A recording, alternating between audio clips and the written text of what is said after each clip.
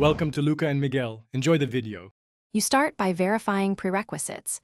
Confirm the VX2 AimBox firmware and serial, and make sure your PC has administrator access.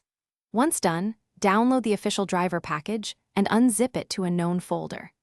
Now plug the USB-C cable into the AimBox and the host computer. You should see a device enumeration. If the device does not appear, swap cables or ports immediately, because a bad cable is the most common blocker at this stage. With the device detected, install drivers and launch the LeadJoy utility. You want to update firmware only on stable power. Doing so prevents bricking, so plug into mains or a UPS. Next, map inputs. Assign axes, buttons, and mode toggles. Once mapped, run the calibration routine to align sensors and adjust sensitivity.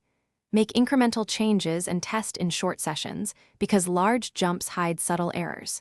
If settings feel off, revert to the previous saved profile before proceeding. Finish by saving a named profile and exporting a backup to a USB drive so you can restore quickly.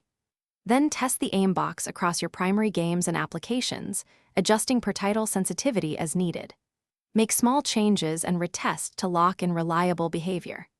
If you run into stubborn issues, no detection, erratic input, or inconsistent calibration, perform a factory reset, reinstall drivers, and reapply the last known good firmware.